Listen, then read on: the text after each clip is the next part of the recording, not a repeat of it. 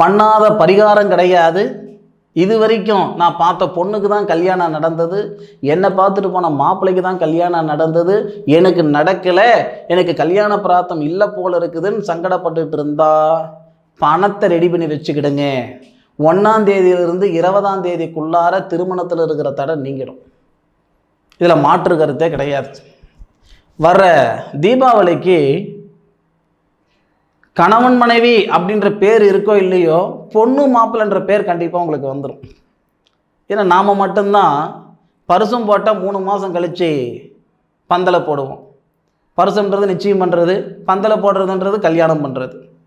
அப்போது ஆவணியில் பரிசம் போட்டால் ஆவணி, புரட்டாசி, அப்புசி, சில பேருக்கு வர தீபாவளி தலை தீபாவளியாக இருக்கும், சில பேருக்கு வர தீபாவளியில் பொண்ணு மாப்பிள்ளையா கணவன் மனைவியாக ஆகிறதுக்கு முன்னுக்கு மாப்பிள்ளை மணமகள், அதாவது பொண்ணு மாப்பிள்ளை, அந்த மாதிரி ஒரு பேர் இந்த தனுசு ராசியில் பிறந்தவங்களுக்கு ஏற்படும்.